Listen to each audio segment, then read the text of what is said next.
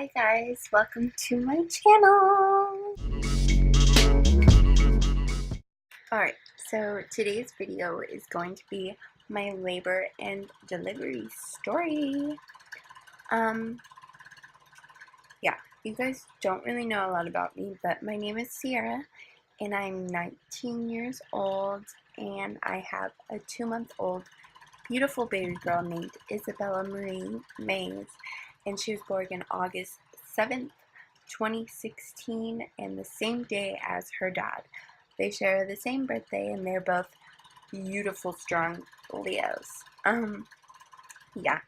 So I'm going to start from the day that I began to feel my contractions. It was about August 6th, the day before she was born, and about 2 p.m. was when I started to feel,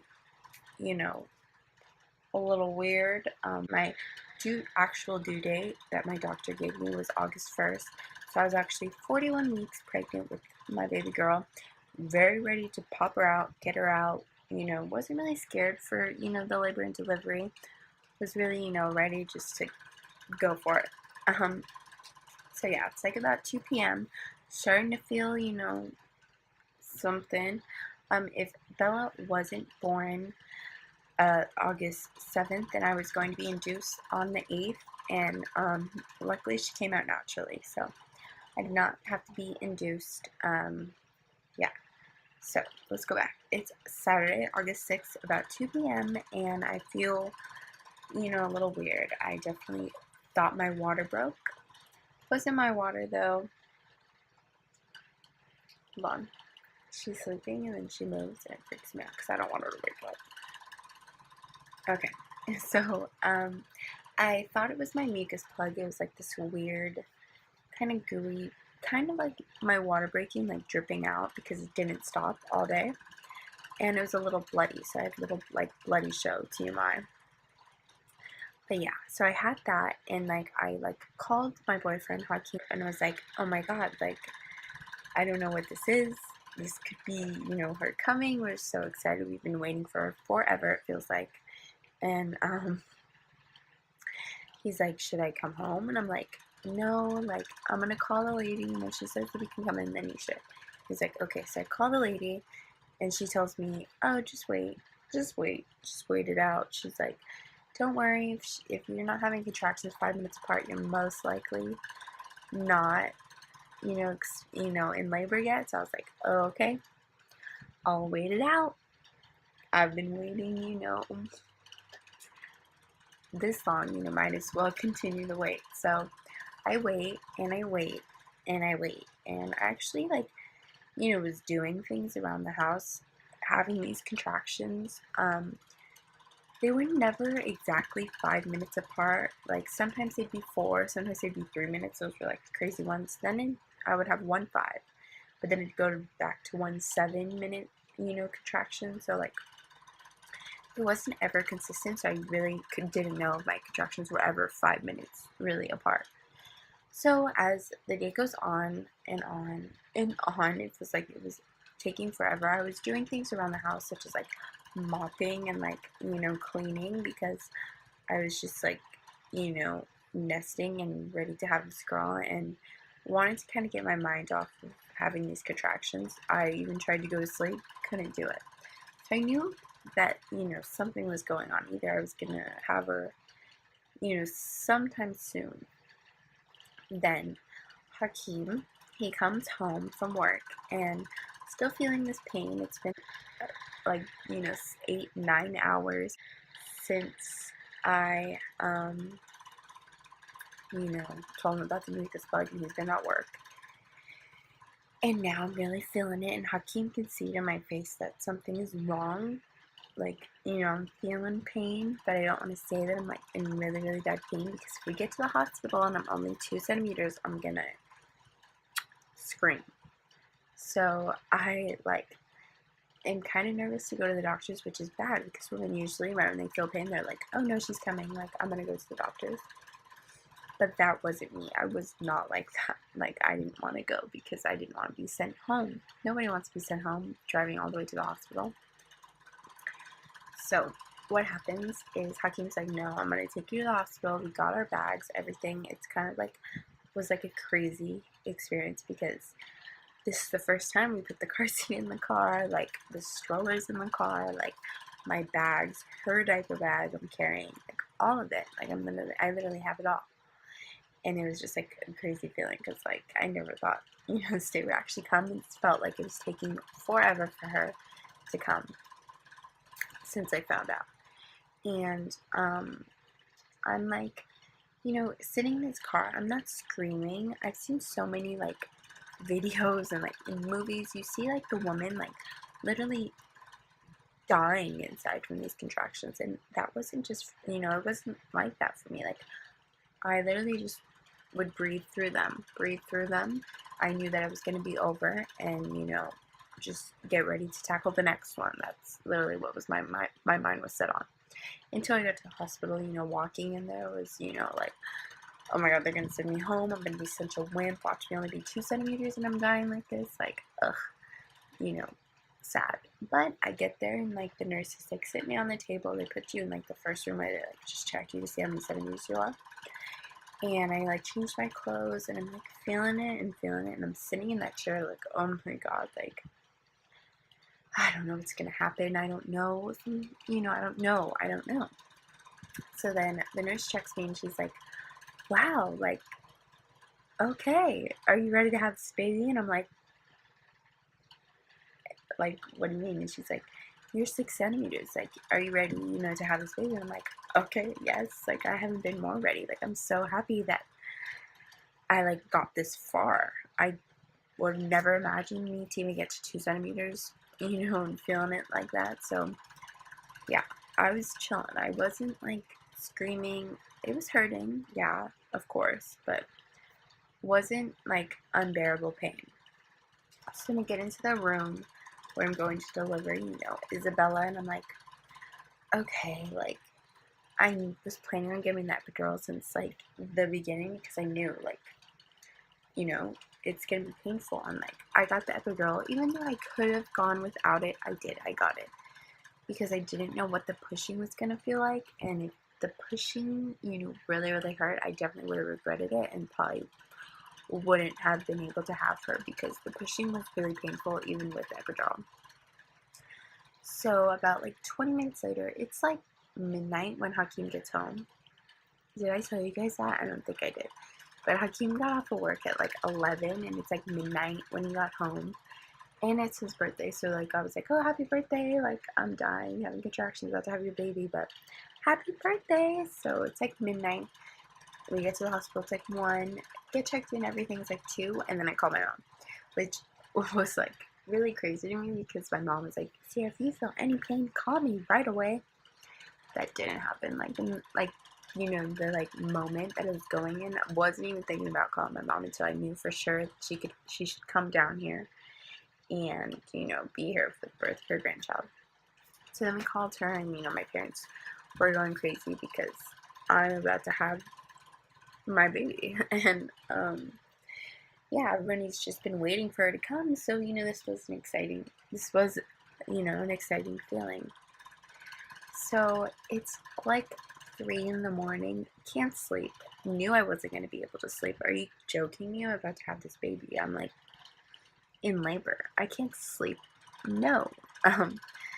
But I think I probably slept for, like, an hour or something. With epidural too, I wasn't really tired. It didn't really, like, put me to sleep. But I definitely, like, felt it kick in. The epidural was kind of scary for me to get because it is, like, kind of serious. Like, this needle is huge going in your spine, which is, like, a critical area to, like, have a needle go in. So yeah, I was pretty scared, and because I was having contractions, I didn't know if I was gonna be like, ow, like, but I didn't. The epidural went smoothly, and I get the epidural, like, right away, actually, when I checked in. So, like, 2, I got the epidural. I'm kind of, like, jumping all over the place. Sorry. But, yeah, I get the epidural, and then about not even, like, 20 minutes later, it kicks in. I'm feeling it. My legs are really, really numb. My butt's numb. Yeah. My stomach is too. I don't feel the contractions anymore, which was great. It worked. Like, the epidural definitely worked right away. And I didn't push any more doses until later, which when my parents got there. My parents arrived to the hospital about like 5 in the morning. They live like 2 hours away from me. And that's when like I was awake. I was awake since like 4 or 3, but pretty much all night I was awake. But it's like 5 in the morning, and my parents are there, and I am starting to feel like this weird pain like in my butt that I have to poop. And everybody told me, like, if you feel like you have to poop, the babysitter, it's time to push. But I was still only 6 centimeters when the nurse checked me like 5 minutes before I felt that pain. So she was like, oh, we're going to put you on Pitocin because I'm not moving, as fast as long as they would want me to. And it's probably caused by the epidural, which, that is another reason why not to get an epidural, because it, makes laboring way longer. But, yeah, so they put Pitocin in, and they only had to do it one time because it wasn't because it worked right away. So then, I started to feel like I had to poop, and the nurse didn't really want to check me because she literally just checked me 10 minutes ago and I was 6, and then she put the Pitocin in, so she's like, oh no, I don't know, you're probably just feeling nervous. And I'm like, I don't think I'm nervous. I would have felt this way earlier if I was nervous. But, I was just like, okay, they'll check me when they want to check me. But then the pain started to get worse, and so I was like, oh, maybe it's like the epidural not working and I'm feeling it in my butt. The epidural's not in my butt because I'm sitting on my butt. So I was like, okay, I'll move positions, and they're moving me around. And I kept putting the doses of the epidural, not more, but I clicked it 2 times maybe, I want to say. And I was like, it still isn't working. And I told the nurse that, and she was like, okay, I'm gonna get the other nurse and we'll check you now. And I was like, okay. And so then they finally checked me, and I am fully ready to push, 10 centimeters all the way.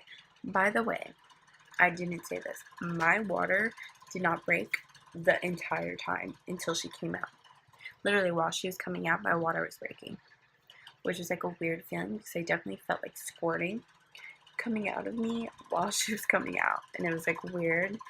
But the doctor definitely said that it's way better for the baby if we just let my body naturally break my water, so then the flow and everything is easier. And she looks way more colorful and not as red with the water breaking out. I don't know if that was just me seeing her, of course, not believing, but knowing that she's perfect. So I was like, maybe it's because of the water. No, she's just perfect. But yeah, my water broke while I was having her. So the nurse is like, all right, you're ready to push. And as I'm pushing, the contraction monitor isn't showing up because they put a contraction monitor and the heart monitor on you, and the contractions weren't showing up on the screen. So usually the doctor says every time you get a contraction you're supposed to push. Well, they could not tell when I was getting a contraction. I could not feel when I was getting a contraction because I had the epidural and I was numb. So they're just push when you think you need to push. And I was like,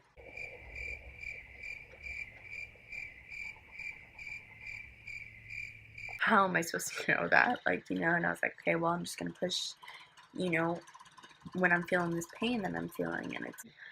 And so it's 10 in the morning, and I am ready to push, and I start to push whenever I feel like I need to push because the contraction monitor did not help out.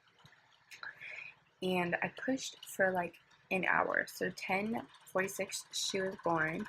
So 40 minutes I pushed, and there she was. She was 8 pounds 1 ounce and was 20 inches long with 10 fingers and 10 toes. She had beautiful, beautiful hair. She had a lot of hair. That's what Hakeem was screaming at me when telling me to push. She was like, she has so much hair. She has so much hair. And it definitely motivated me to get her out. The pushing was probably the worst, to be honest. That was like the only real pain was pushing, because it was just so drainful. Like, you're pushing with every single muscle in your body, just trying to get her out, because you have no idea what this pushing sensation really feels like.